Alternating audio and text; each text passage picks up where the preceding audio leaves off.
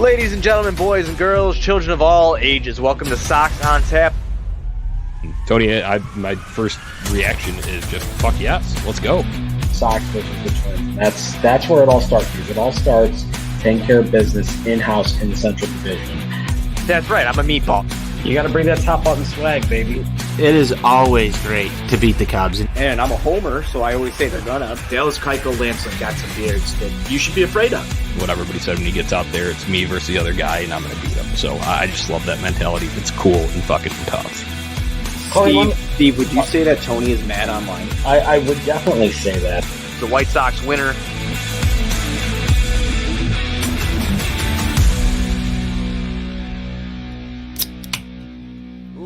Ladies and gentlemen, boys and girls, children of all ages, welcome to Sox on Tap. I am your boy Buzz. I am joined by my dude Tony, aka Tony on Tap, and we're here to recap a weekend of White Sox dubs. They might have not won last night, but they won the goddamn series. Before we do that, be sure you're going on tapsportsnet.com for all your Chicago sports literature and podcasting needs. Following us on Twitter at Sox on Tap, at On Tap Sportsnet. Follow my dude Tone Bone at Tony on Tap. Follow me at Buzz on Tap.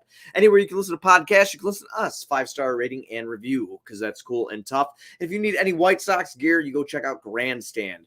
GrandstandSox.com, on socials at Grandstand Sox, or if you're at the ballpark, walk over to Grandstand. Get yourself some awesome Chicago sports or White Sox gear that you need. Tony, I just did that under the influence, and I feel like I didn't miss a beat. And neither did the Sox, because they won 7-2 today. It was amazing. How are you, man? I missed you today. I'm fantastic, and I'm feeling great after you did that intro right there. You're right. You did it a little bit under the influence, and you didn't miss a beat. It's great being back on the mic, man. It's great being back to talk about some winning White Sox baseball, and I'm excited to do that with you. First off, I mean, before we get into it, man, you've had a few, I've had a few. This is going to be a good Sunday Funday show. We're going to get into some things. Our guy NWI Steve is back on Twitter. I have to say it. He's back.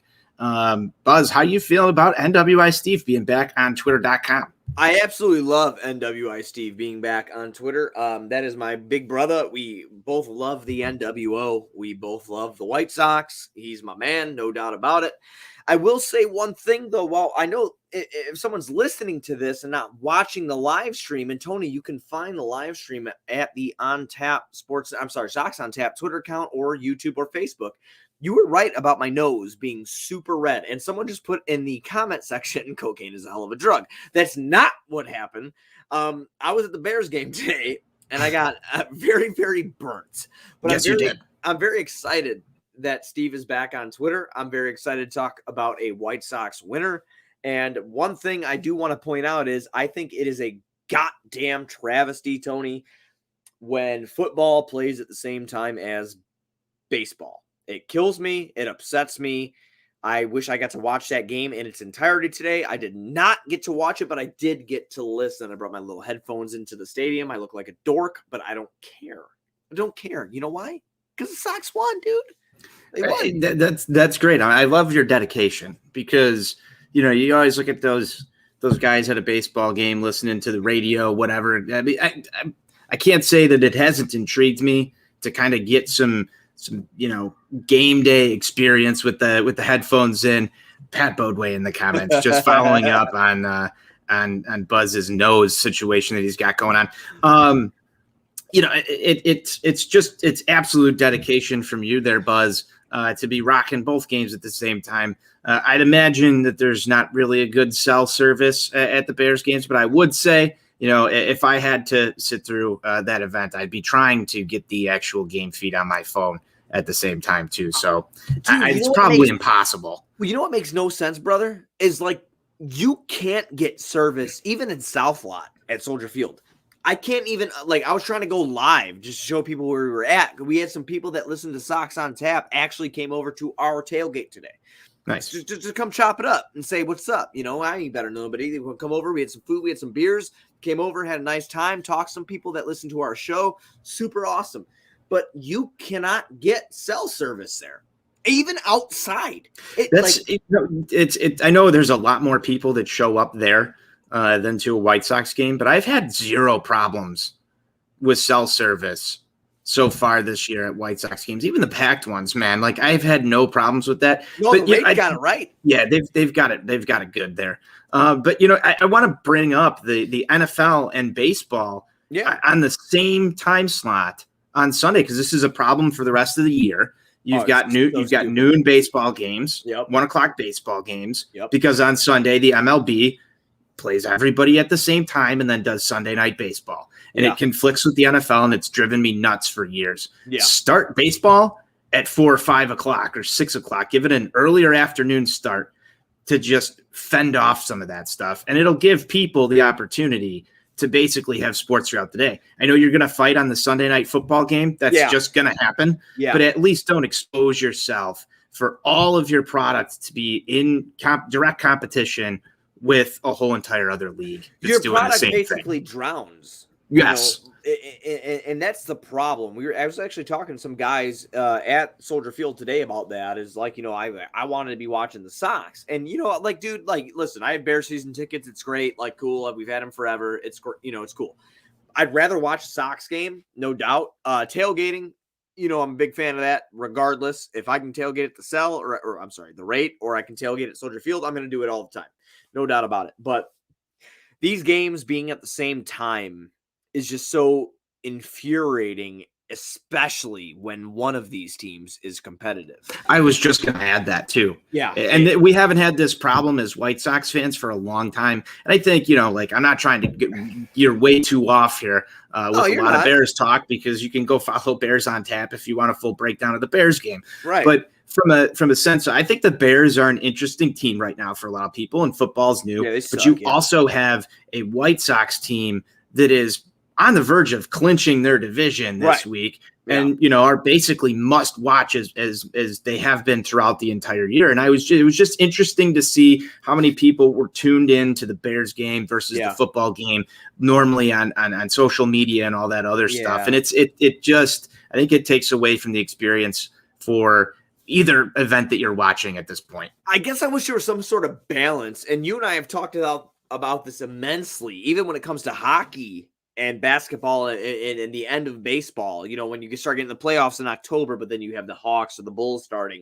You know, it just sucks, the overlap. And I really wish the leagues would maybe work together where, like, okay, the Bears are going to go at noon, right? So maybe let's get a 3:15 start for the Sox. I understand they're in Texas. I know they're not going to work out. They're both separate entities.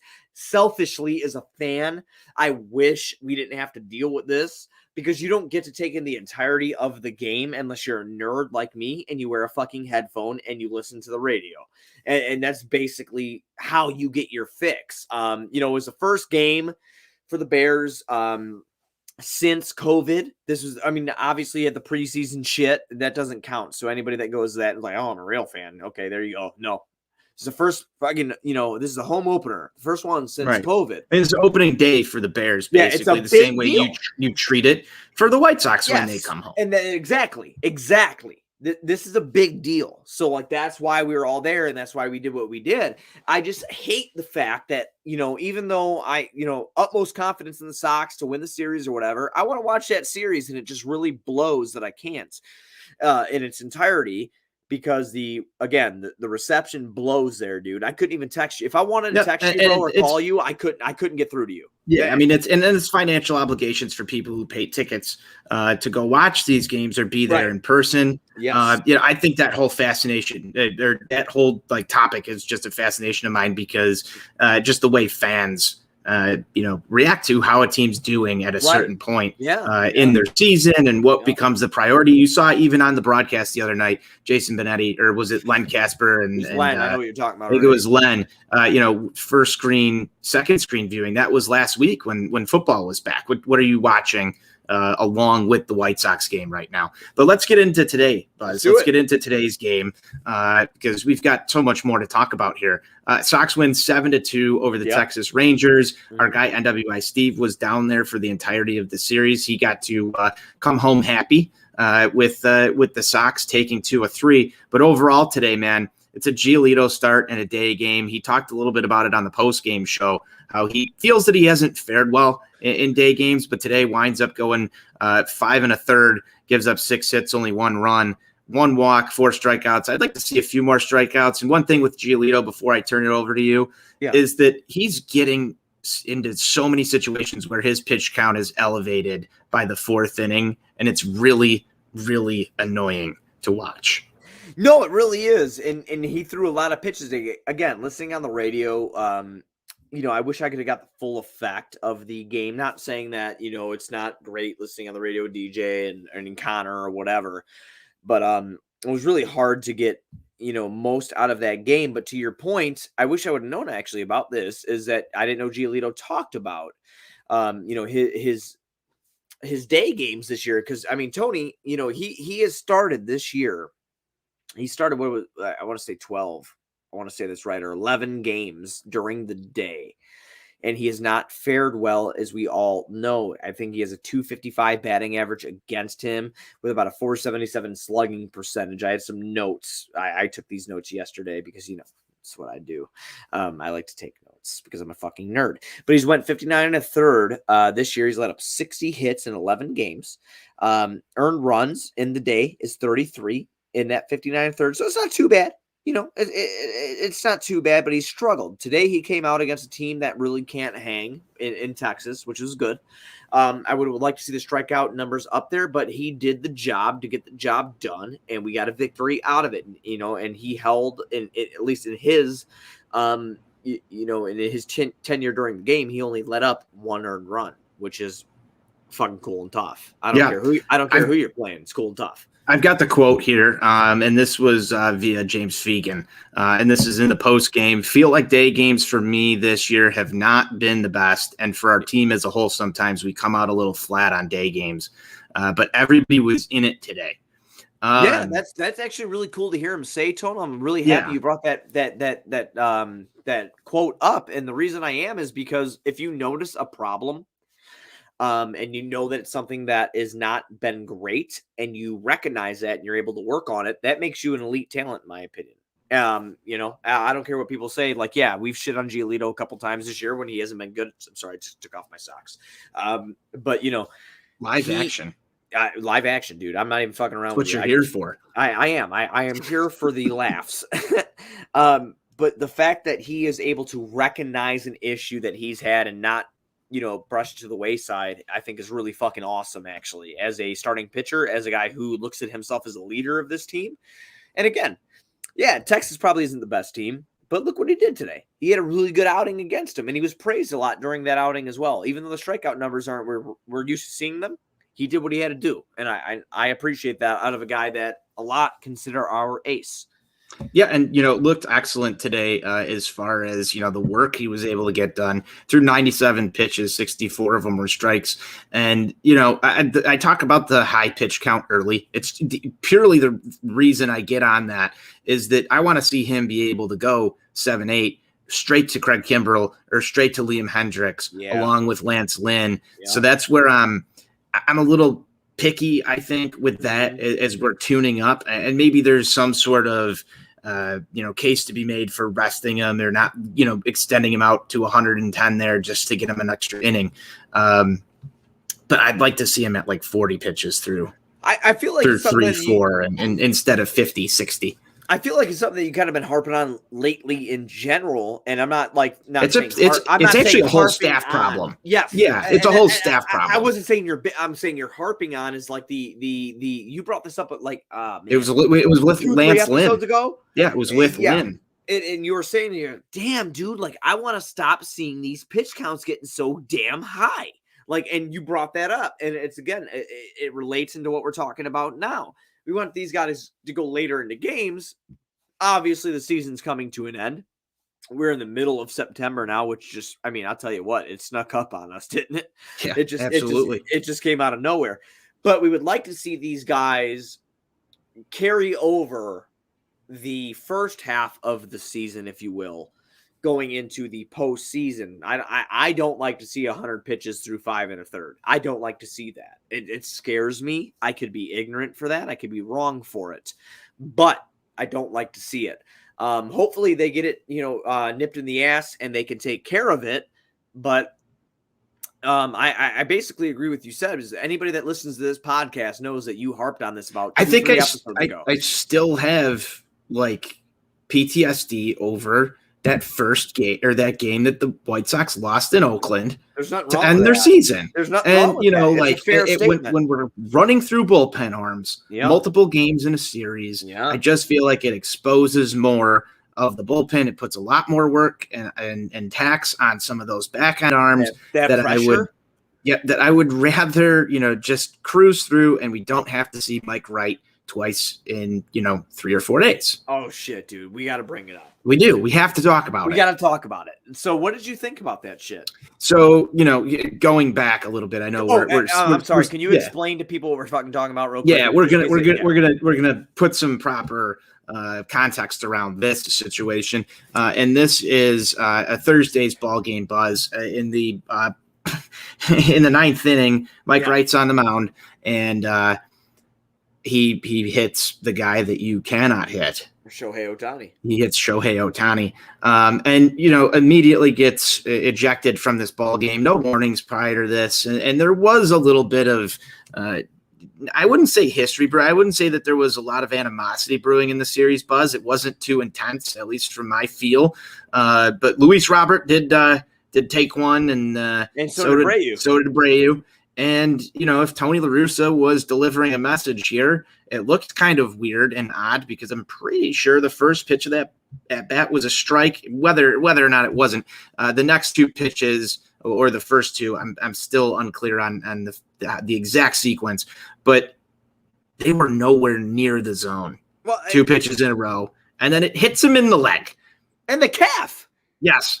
And I'm just thinking, like, all right, like, you're not aiming there. You're not aiming there at all. Who's aiming to hit you in the calf? Seriously. I don't know. That's like maybe the ass. Yeah, I would say ass cheek, like, maybe upper thigh. Yeah, somewhere around there, not like at the ground. Right. Unless he's just got that bad a lack of command. Well, it's plausible. But I mean, it's plausible, but at the same point in time, like, you're losing 93. You can make a case either way as to, I'm going to plunk him in this situation, or maybe he throws 2 balls and he gets the signal, drill this guy because you're already going to lose this at bat. I don't know. I don't know, but either way, Tony La Russa comes out to defend his guy, as he should. And I think we've all reached an agreement here that Tony's been fairly good with this team so far. And he comes out, he gets tossed too. He leaves Buzz for the first time to the crowd chanting Tony. I don't think I've heard that at all. None of us have heard in the stadium at all. No. Maybe there might be a game that I missed it, but everybody was railing around Tony. He got pissed off. I'm pretty sure he took the phone out of the bullpen phone out of the dugout and ripped it out and threw it on the ground, which caused a long delay. And then what happened afterwards was just absolutely more comical when Romy Gonzalez comes in to throw. And Jose Abreu enters the game at third base. That worked out somehow. But then yesterday, the MLB announces that they're suspending La Russa for a game and Mike Wright for 3. There's the context around it. Now give me your thoughts. It's bullshit. It's bullshit. And in my mind, like, listen, dude, and again, anybody that listens to the show knows that I have eaten my words on TLR, and I did. And you know this too. We argued about it at first, and we came to an agreement about it. I mean, that's what happens when actually adults have conversations about changing opinions, right? Like, that's what happened. Hey, we haven't fought at all on the show yet, and maybe it's because Steve isn't here. Are you lying? Oh, today. Today. We haven't fought on the show today. I think you're being nice because I've become Rudolph the Red-Nosed Reindeer. No, it's not because you're bringing Christmas gifts to my house. It's because Steve's not here. Right. That's probably true. He might be the reason. Like, the only times we really fight is when Steve's here. It's true. It's usually his fault, dude. I'll tell you what. After you brought up my nose, like, being red, it is so hot. Like, I'm sweating. I told you right when you got on camera. Yeah, it's bad, dude. It's real bad. But, like, I think it's bullshit, and I'm going to tell you why. I will say Tony has been very reserved this year. There has been some instances that taken place where he's ran out, in the Kansas City series. Remember when, he ran out there and in defense of iconic moments, right? In defense of Jose Abreu. This time, I don't think that Tony called for Ohtani to be hit. I think that's bullshit. I really don't, because if I'm a manager, I'm beating him in the shoulder, the ass cheek, or the fucking upper thigh or the rib cage. There's 4 places. I'm not fucking aiming for his feet or his calf. Does nothing for me. I think it's bullshit. I think it's shit that Robert and Abreu can get hit. And Abreu constantly. And it's not like he's an Anthony Rizzo from the north side. I know he got traded. Oh, I'm sorry, Cub fans. I know he got traded, but like this guy, Abreu doesn't crowd the plate like that, dude. He's not like that. He doesn't lean in. That's not his game. I feel like it's shit that Tony got suspended for a game. I could see tossed. He was very animated. And listen, sometimes a toss fucking builds momentum. I think it's bullshit that he got a game suspension, but I guarantee he doesn't give a fuck. He'll probably just go golfing anyway. He's got a first place team in the AL Central. He's on his way to the fucking postseason with his team in the first year of managing them. Yeah, he got he served it yesterday and got right. And the Sox lose that game that he's not there. And if he was there, it doesn't really matter anyway. Well, I've got a question for you, because I texted it to the group last night. Yeah, I was really drunk. Was the challenge on the Luis Robert getting hit on the second pitch of the ball game the reason why the White Sox lost last night? Because I didn't see anybody coming for Miguel Cairo's head. Because there was another play later in the game that should have been, that was a double play that should have been ruled safe. Did you want people to go for Miguel Cairo's head? No, I didn't. But I think that you think it was fair though. I think it would have been fair to question. Tony, I'm asking because I'm on the boat with you. I am the treading waters with you. No, do you think it's fair that either? Did you think it was fair that La Russa got suspended? Is that what you're asking me? No, I think it's bullshit. I thought that you thought that Cairo should take some heat for that. Is what I was. I think he should. I mean, if you're really critically looking at something, the second pitch of the ball game, a hit bat in Luis Roberts' hands, he's going to hit a single anyway. Yeah. So why are you? And even if he does strike out, like, okay, it's the first batter of the ball game. I agree. So I don't know. That's just my thought process towards it. I think that there would have been a better use for it on such a close play. But hey, I want to get back on the La Russa stuff. Go ahead. Nathan Sheba. I saw a tweet from Nathan Sheba. I'm not sure if you follow him. I think I know Nathan. He has tickets, I believe. So he brought up a point that I wasn't really thinking about. And he said, so even if TLR did order a hit on Ohtani, knowing that he was going to get tossed and everything was going to happen, but it sends a message to the rest of the league that stop fucking coming inside on our guys, or we're going to drill your MVP. So if it was intentional and that was the fallout from it, he said, I'm okay with that. And I kind of agree. At this point that, hey, Chris Kampka brought it up after the game, and La Russa brought it up yesterday too in his pregame press conference. The Sox have hit the least amount of batters all year. Yeah. Their pitchers don't throw inside. They don't take those chances in there. There's a lot of sliders low and away. Like the Sox, thinking back through this year, like we haven't really come in on guys. We haven't. We have not been that team.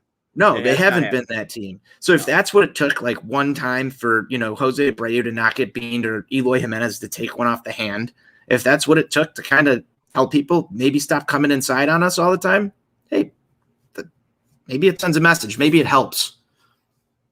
I agree. It's an interesting opinion. Yeah, no, I'm not mad at Tony for what he did. If he did call for the hit, I'm not mad about it either. I'm not going to sit here and be like, oh my God, this is the worst thing. No, dude, his guys have been beamed all fucking year, especially Abreu, which I pointed on that. I'm tired of it. I think it's bullshit. But he took a lot of hit by pitches in Cuba too. Like he did. Yeah, but he's always kind of just been a big target. I don't know. I do, but it's not like, what the thing about watches at bats, he doesn't crowd the plate. He doesn't crowd the plate, but you know what else he doesn't do? What's that? He doesn't get out of the way because he doesn't care. Yeah, he gets on base because he ain't a bitch. Yeah, exactly. That's why he plays through all these injuries and does what he does. He's the definition of cool and tough when it comes to that. Just if you're gonna throw inside on me, I'm gonna keep my arm there. I don't even have a elbow guard on. I'm just gonna take one off the tricep and trot on down to first. I wish I could tell you what team this is from, and I don't know. And I'm like 90% sure it's not the North Side, like 95% sure. But it's called the Everyday Guys. It's like have you heard that before? I've heard it. Yeah.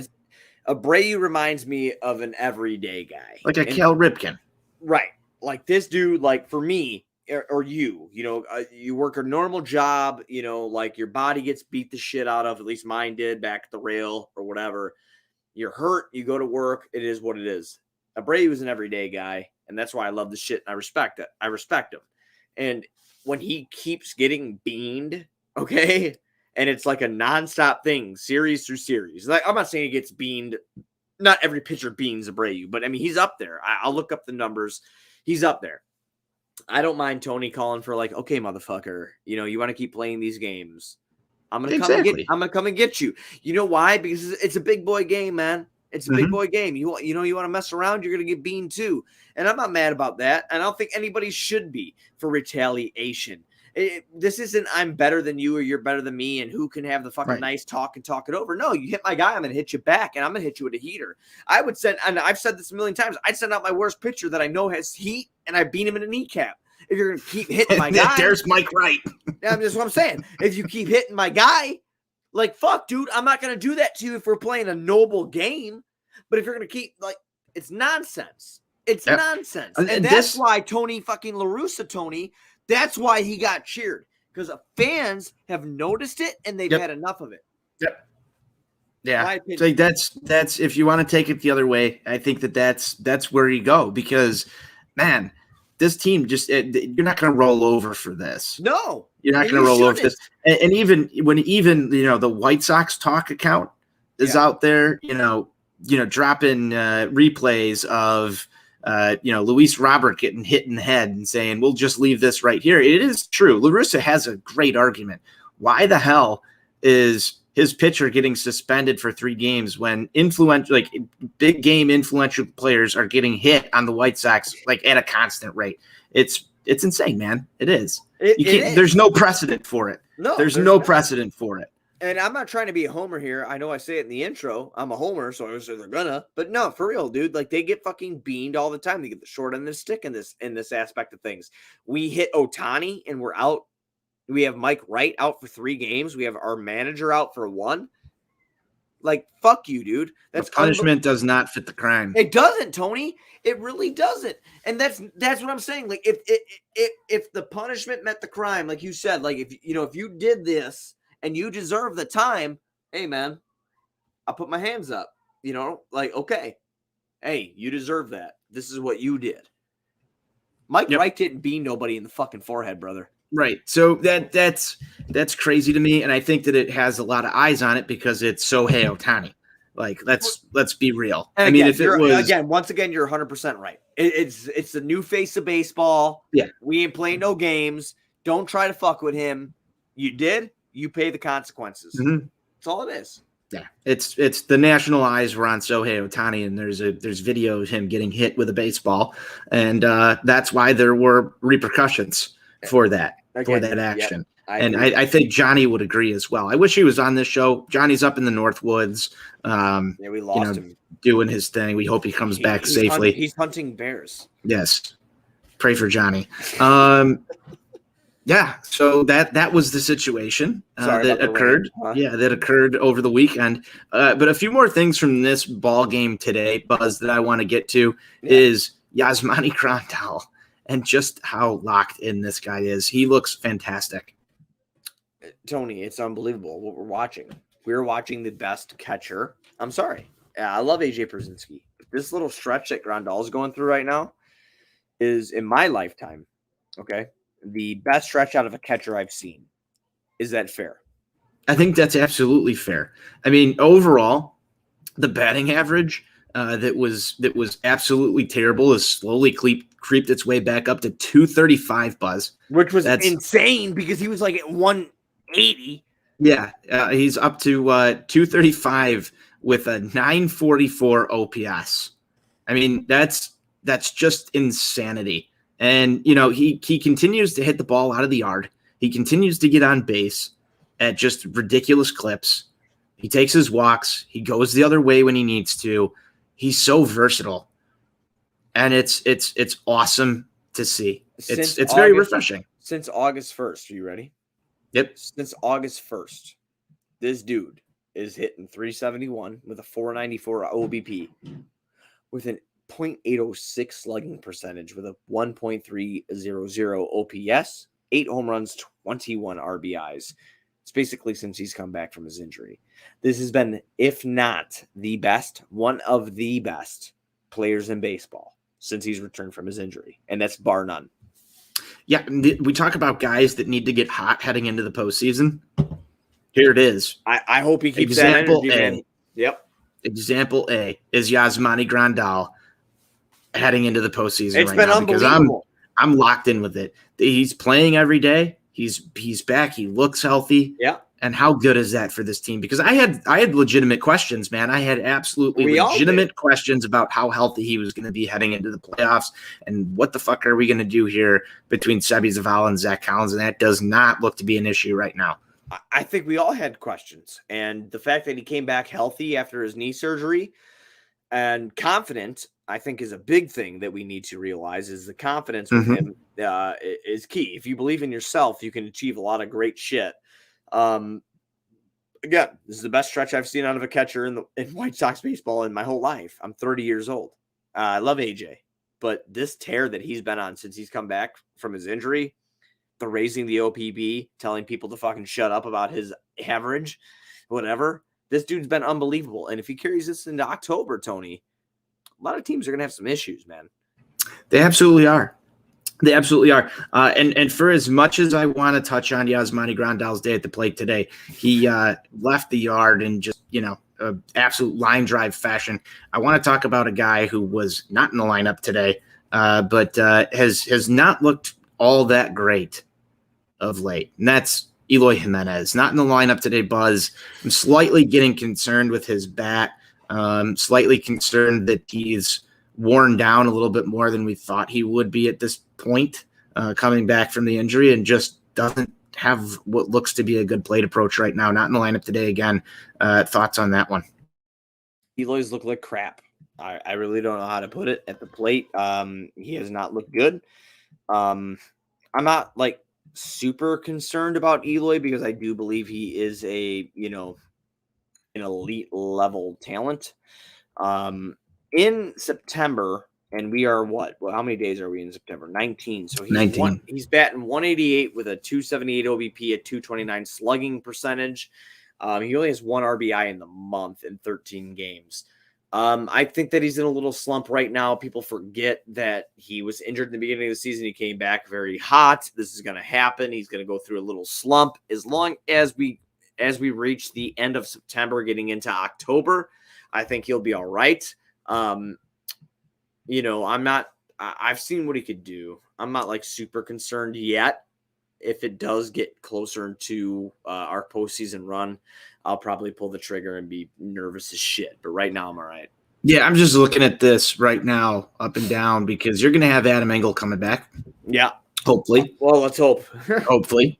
You're going to have Adam Engel coming back that's going to vie for some time. You obviously want Eloy's bat cranking in the middle of that lineup.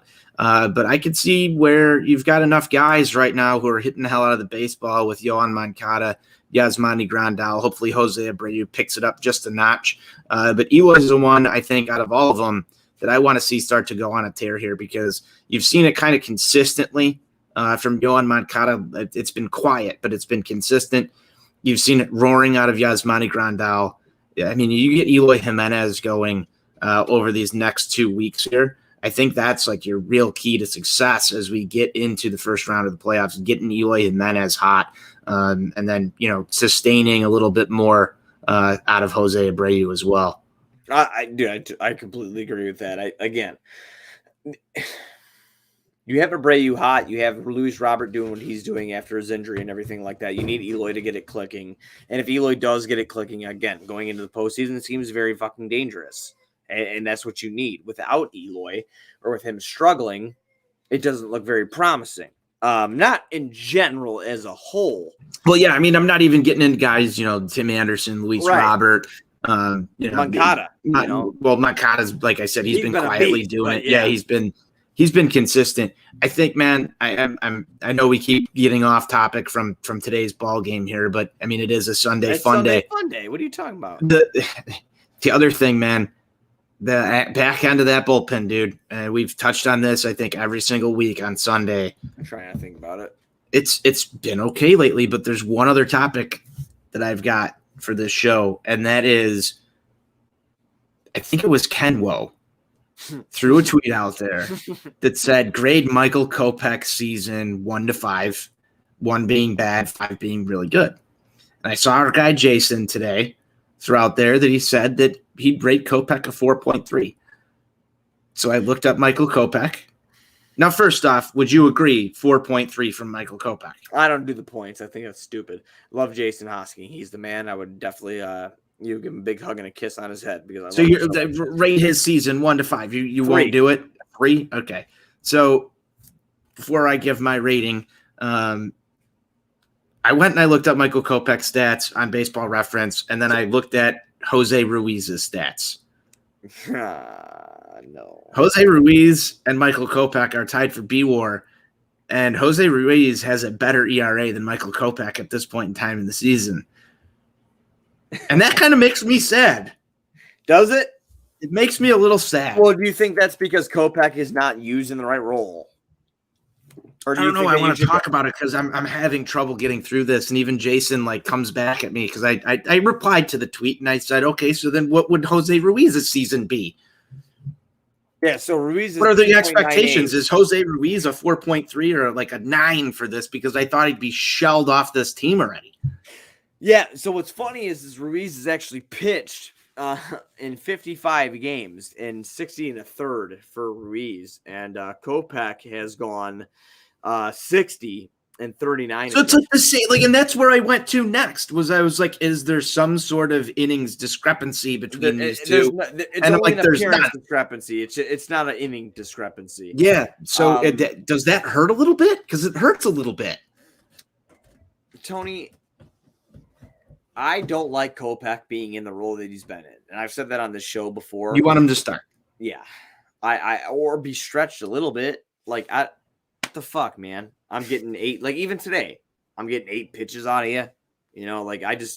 So is it a small sample size thing where it's exposing him to one bloop and a bomb, and all of a sudden it looks a lot worse than 6 innings pitched and 2 runs given up? The second half for Kopech has not been what anybody has wanted. Okay, like that. It's not what they want. The first half of Michael Kopech, everybody was all over his ass and wanted him to, they're like, oh my God, this dude is just unfucking believable. He should be the closer. He should be the closer, or he should be starting right now, and yada, yada, yada. The first half, Tony, he appeared in 18 games. Okay.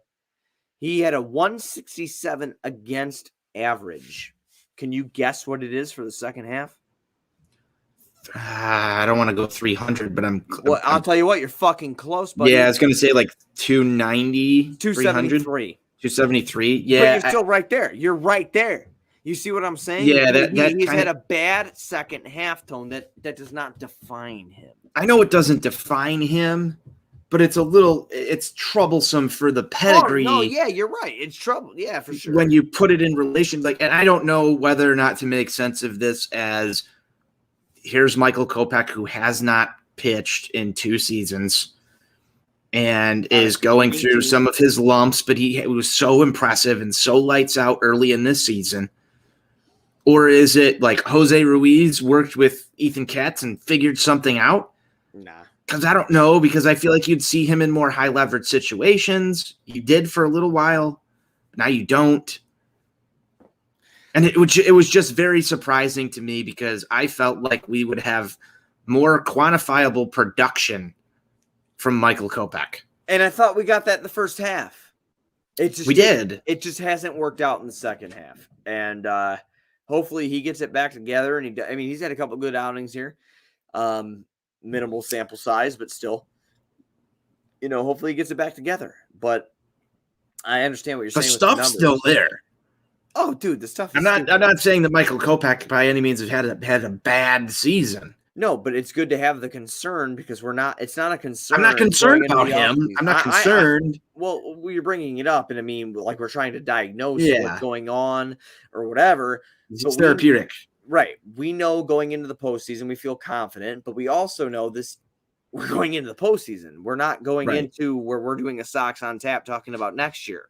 Correct. This So it's is a little different. Yeah, it and is. that's where I'm like, I want him to be that elite guy that we saw in the first half. So I'm a little nervous. I guess I am concerned to an extent. I'm concerned There's that nothing wrong with being concerned. Yeah, I guess I am concerned now that I think about it. I'm concerned with him going into the postseason and not figuring it out because he's been tagged a few times in his current role, which I think that, you bring up something that's important with this.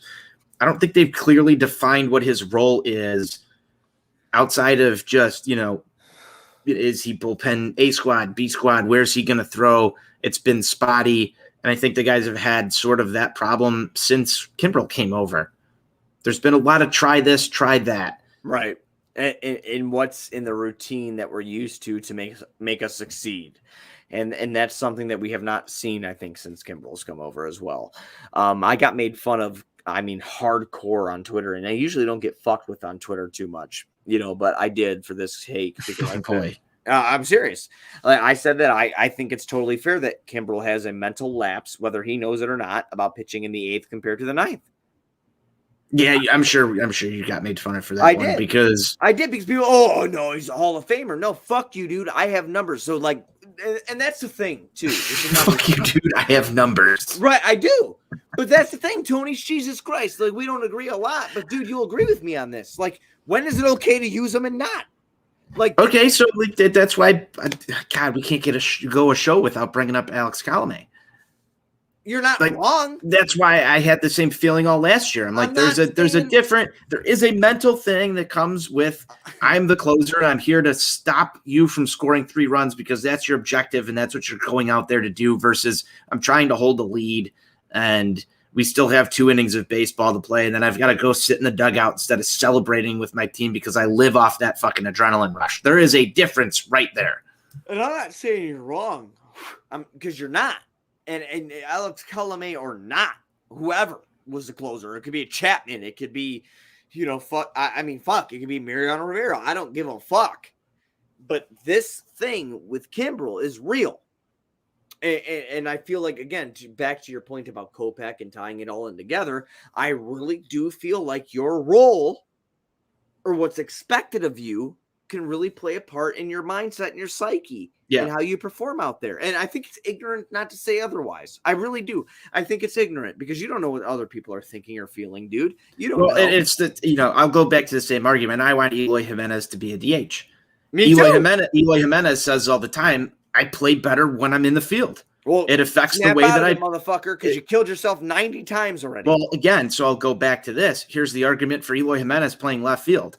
It's like, okay, so what do you get here? If he's really that hell-bent on playing left field, don't you think a pitcher feels the same way about their role and how they're used? That's a great article over at ontapsportsnet.com. I'll tell you that. Because if Yasmani Grandal talked about it in the post-game show today, they asked him, they said, what's it like to play first base? And he said, I like it better than DHing. Plus it gives Jose a day off. I can still be involved in the game. I've got this going on. Okay, so there's a mental side of baseball that a professional major leaguer is talking about, and it's been brought up numerous times. But we still continue to have this argument on Twitter every day over whether or not a guy can pitch in the 9th inning or should he be able to pitch in the 8th, and all the other stuff gets glossed over because it's not the hot topic towards Alex Colomé versus Liam Hendricks and where the stats justify whatever it is. In your case is fair, and I can't believe a lot of people who are going to be listening to this cannot believe we're actually going to agree to this extent that we are. But yes, please tell me how that other person is feeling while you're looking up stats on fucking Fangraphs or Baseball Reference. I'm sorry, the case is fucking point blank, plain and simple, dude. Guys struggle in uncomfortable situations, whether you want to admit it or not. It is what it is. I would in my everyday job. You would in your everyday job. Mm-hmm. These athletes would in their jobs, which is to put the bat on the ball or perform in the field. It is what it is.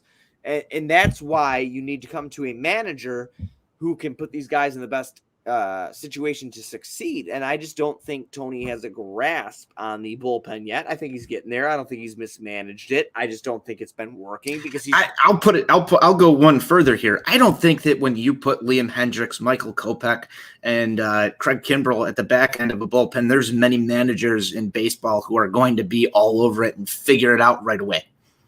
That's an immense amount of talent at the back end of a bullpen. That's and fair. I'm going to say, like, I'm not trying to, defend Tony here. I'm not trying to you could, but it has nothing to do with that. It has nothing to do with that. I'm thinking just in baseball, just in general, when you have an overload of talent at one specific area, that's a roster construction thing. Was the trade for Kimbrell good? Yes. I still love it. I still support it. I still love it. Did it cause maybe some shakeup in how these guys are acting about how they go about their business? Probably. The only thing I'd like to see TLR do different is put Liam, who has come out publicly, right? Mm-hmm. I'll pitch 7th, 8th, whatever. I don't give a fuck. I want them outs. That's all he said, And then if Kimbrell is more comfortable in the 9th, okay. Well, we just had Liam Hendricks, the guy that we just paid all this money to.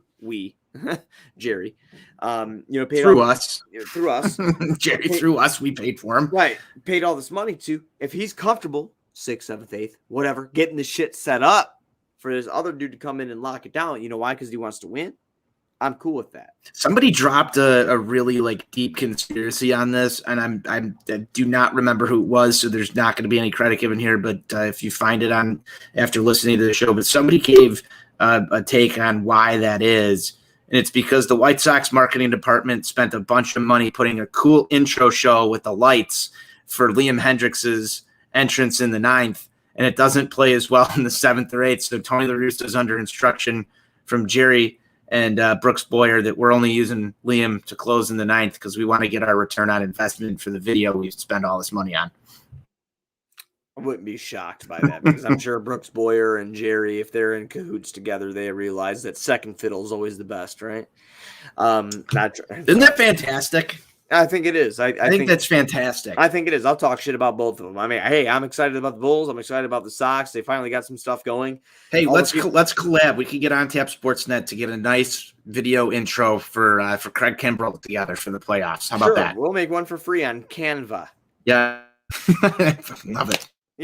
Fuck. It's just idiotic. That would be, as Johnny would say, that's so White Sox. It is so fucking White Sox. It's a great conspiracy theory to have, and if they're right, you know what's the worst about it is I would not put that past it not to be right. I wouldn't either. Is that I wouldn't either. Is that bad? I feel like it's bad. Yes, it's terrible. Yeah, but the economic impacts and the reasonings behind it, I feel like are so dead on. There's no dollar dogs, and we have to close Liam Hendricks this year. Those are. The White Sox front office staff walks in every day and they're meeting with Tony La Russa and the player staff, and they say, listen, I know it's a home game. You're not using Craig in the 9th because we want the fans to get to experience those lights. Listen, Tony, if you don't fucking close Liam Hendricks, it's not going to be your age that puts you in the grave. Okay. Jerry's going to kill you. That's where we're at. That's where we're at with this one. Yeah. The Sox on Tap conspiracy theories. Tinfoil hat, baby. Tinfoil hat time. Yeah. Buzz, I don't have much else. It's great talking about winning baseball. It's great talking about White Sox conspiracy theories. Yeah. I'm gonna need another beer here soon. Me too, man. What else you got? You got anything else? No. If I have anything else, it's I'm glad the Sox are kicking ass. I'm glad that we're 85-64, 21 games above 500, rolling into the postseason, and back-to-back playoff appearances are cool and tough. I do again want to thank everybody. You have to forgive me. There's so many people I saw today that listened to the Sox show, which I'm totally fucking flabbergasted by. At the Bears tailgate, I just got really drunk, and I don't remember your names, and I apologize. Don't remember my name either. I think it's Brad. That's my real name. We call me Buzz because I'm always Buzz. So there's a secret that I got to tell you about me. There you go. But yeah, I absolutely had a great time. I'm glad the Sox got the W, and I hope we roll into this series against Detroit and we treat them like shit because Detroit, I'll tell you what, dude, Detroit's on the up and up.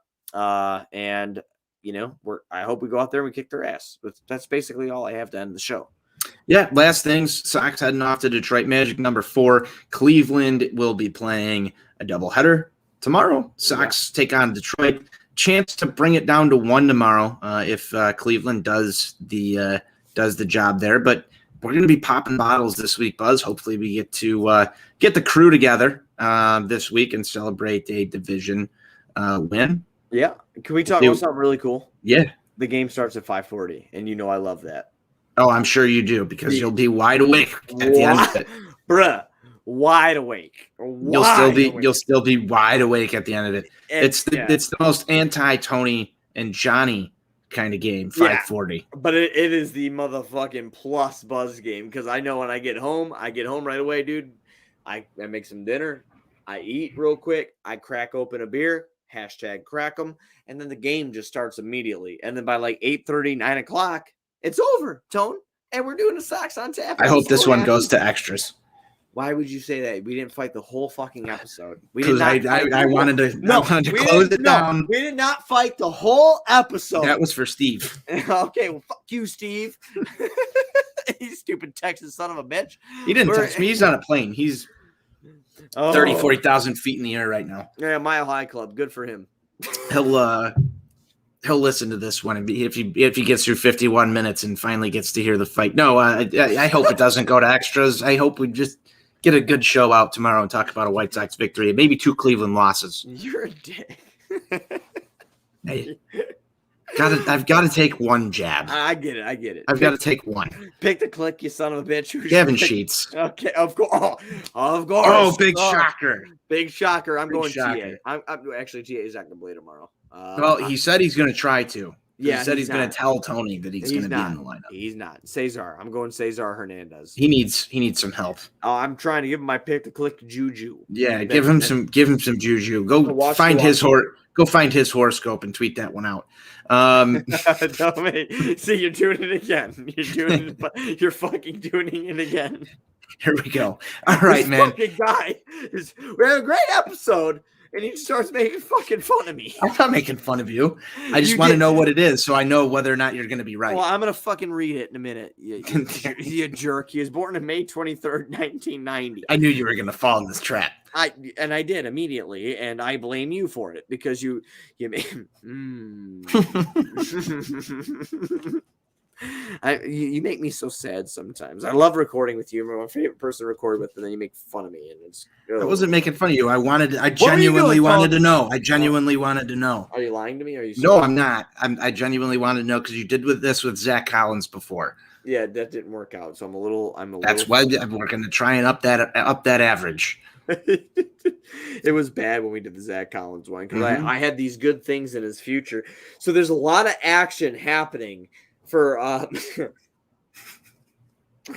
trying not to laugh. So give me a second, please. There's a lot of action happening for Cesar Hernandez. His moon is actually in Jupiter. It moves into Pisces, so he is supposed to really have a good month, and that really has not happened for him. Oh boy! Basically, since he got here, but he's supposed to have a good month, and if he believes in himself, and he keeps pursuing his dreams, which I'm pretty sure he's living, he is going to succeed. That's great. Yeah. So tomorrow, that actually has some good. Did you feel good about it? I feel good about it. Maybe Cesar Hernandez is going to come through here at some point. I think I love horoscopes. It's pissing me off because I think it's full of shit now. There you go. He's been Cesar Hernandez is not living up to his astronomy. Right there, whatever you call that. I think it's astrology. Astrology. Isn't astronomy your bot? Wait. No, astronomy is like looking at space. Are you sure? I think so. What's the one where you look at body? Like biology. Oh, okay. Yes. Science on tap. Here we go. We're off the rails. White Sox. Tony Nye, the science guy. Yeah, Tony Nye, the science guy. This is fantastic, Buzz. Thanks for a good Sunday fun day. Yeah. Let's close it down how we always do.